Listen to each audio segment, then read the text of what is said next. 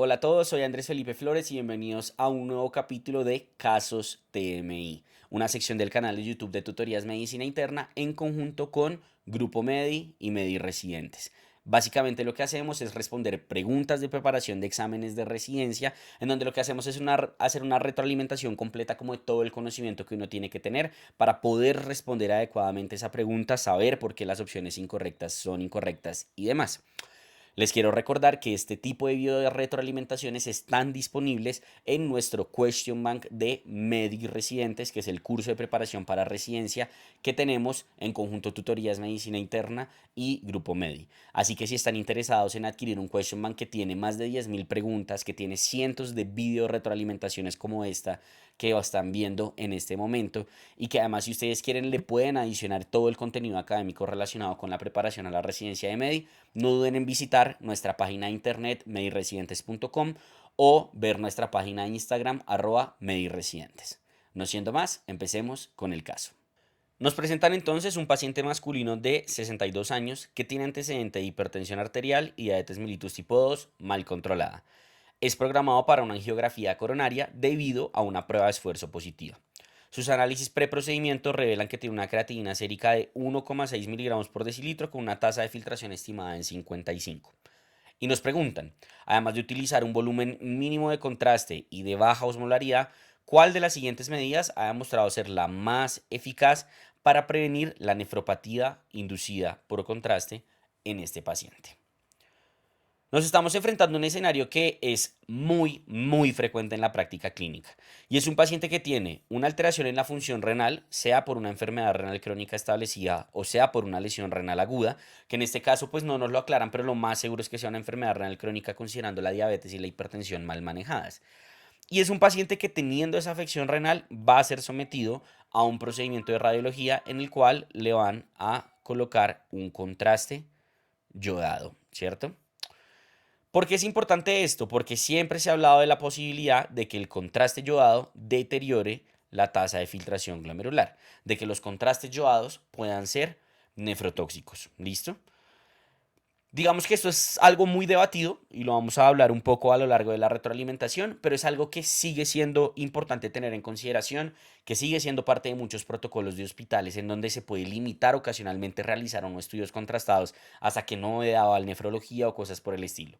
Entonces repasemos un poco qué existe al respecto y con base en eso cómo pudiéramos responder de la mejor manera posible esta pregunta, ¿cierto? Lo primero es que, si bien la pregunta nos está hablando de un término que es nefropatía inducida por contraste, este término en teoría ya no lo deberíamos utilizar. Actualmente se habla de lesión renal aguda inducida por el contraste. Porque digamos que el término nefropatía por contraste da a entender que por definición el contraste está generando una afección histológica, funcional, estructural a nivel del riñón y es algo que de momento pues digamos que no hemos podido confirmar que ocurra, ¿cierto?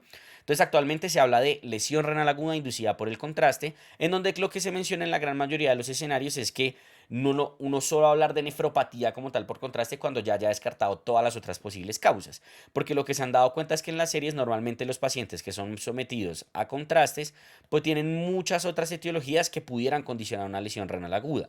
Tienen alteraciones cardiovasculares, medicamentos nefrotóxicos, entre otras alteraciones que pueden llevar a la lesión renal aguda y por ende ser factores confusores y terminar adjudicando uno la lesión renal aguda al contraste cuando realmente no fue así.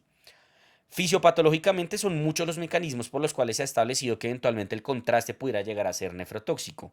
Se habla de inducción de apoptosis, se habla de piroptosis, autofagia, alteración de los RNAs pequeños de interferencia, con muchos estudios moleculares que han hablado de una posible correlación fisiopatológica y causal entre el contraste y una nefropatía o una alteración propiamente de la función renal. ¿Listo? De ese mismo modo, se han identificado múltiples factores de riesgo que pudieran estar en relación a que un paciente que sea sometido a un estudio contrastado tenga mayor riesgo de desarrollar una lesión renal aguda. No una nefropatía por contraste, sino una lesión renal aguda como tal. ¿Y cuáles son esas características? Bueno, tenemos aquí la población adulta, ¿cierto? Tenemos aquí el ácido úrico elevado, ¿cierto?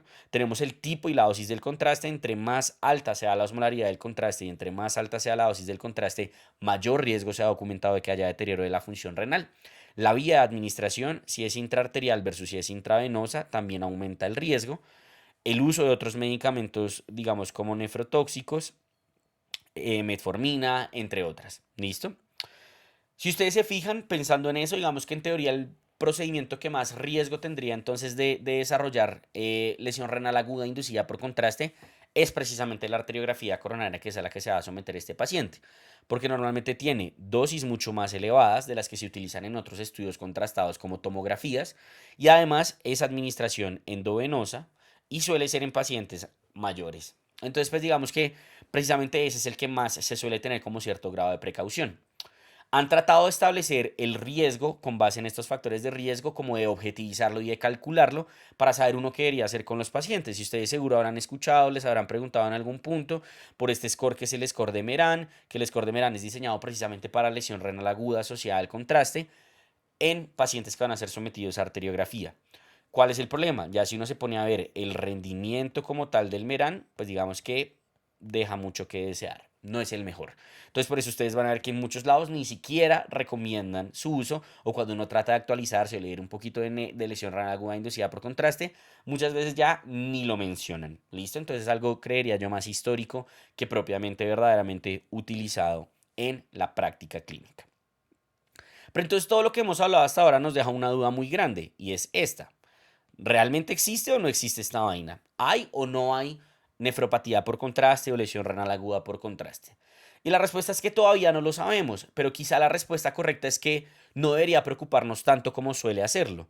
Y de hecho, pues en esta serie muy buena que seguramente muchos de ustedes reconocen, de cosas que no hacemos porque no tenemos razón para hacerlas, ¿cierto? Things we do for no reason, nos dicen evitar medios contrastados endovenosos en pacientes con lesión renal aguda o con enfermedad renal crónica. Nos dicen eso. Pero ojo, digamos que cuando salió este artículo, muchas personas lo interpretaron como esto definitivamente no existe, y no es así. Si uno lee el artículo lo que nos dice es que no hay razones suficientes para decir si sí o no, pero quizás sea más el riesgo que el beneficio evitarle un estudio contrastado a un paciente que verdaderamente lo necesita. Ya vamos a ir un poco a las recomendaciones finales que nos deja propiamente este artículo. Pero entonces si uno mira en este artículo y en otros como venga, todo lo que han estudiado para prevenir la lesión renal aguda asociada al contraste o inducida por el contraste realmente tiene evidencia. Y si miramos esta tablita que les estoy mostrando acá, nos vamos a dar cuenta que lo único que realmente tiene cierto grado de evidencia es la hidratación endovenosa con cristaloides, ¿listo? Con líquidos isotónicos, con cristaloides isotónicos.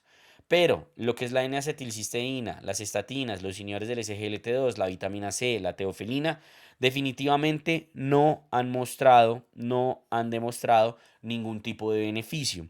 Entonces no deberíamos utilizar ninguno de estos medicamentos, ni carbonato, ni nada por el estilo. Únicamente hidratación endovenosa antes y después del procedimiento. Pero entonces, en resumen, ¿qué? ¿Qué hacemos? Lo primero, que son estos, lo que nos dice este artículo que les decía, es que deberíamos evitar lo que se conoce como el renalism, que es preocuparnos únicamente con el riñón cuando el paciente, eso es lo menos importante, probablemente cuando está hospitalizado, por ejemplo, por una sospecha de tromboembolismo pulmonar o por un síndrome coronario agudo, ¿cierto? Segundo, que es lo más importante, en una situación que amenace la vida, haga el estudio contrastado, ¿sí? Para el riñón hay diálisis, pero si el corazón deja de funcionar, no hay nada que podamos hacer ahí. ¿Listo? Entonces, si es una situación que el paciente realmente necesita el estudio contrastado para diagnosticar una patología aguda que puede amenazar su vida, haga el estudio contrastado. No lo piense más. Si estamos en un escenario rutinario, no sé, se va a hacer algún tipo de estudio contrastado por otra razón. Si el paciente tiene una tasa de filtración por encima de 30, hágale sin miedo, es lo que nos recomiendan. Pero si tiene por debajo de 30, ¿cierto? Evalúe riesgos, beneficios, y en este grupo de pacientes en particular y en los que tienen de 30 a 45, lo único que usted pudiera considerar es expansión de volumen con cristaloides isotónicos para prevenir ese potencial evento adverso que todavía no sabemos si existe de la lesión renal aguda inducida o asociada al medio de contraste. ¿Listo? Entonces, con base en esto, miremos cuáles son las opciones y escojamos la más correcta. Entonces, la opción A dice, vale, ahí sí, allá. La opción A dice, hidratación intravenosa con solución salina isotónica antes y después del procedimiento, seguramente es la correcta. N-acetilcisteína, definitivamente no. Bicarbonato no. Furosemida para forzar diuresis no. Dijimos que absolutamente ningún medicamento tiene evidencia. Entonces, con todo eso que hemos mencionado, Pues la opción correcta es la opción A.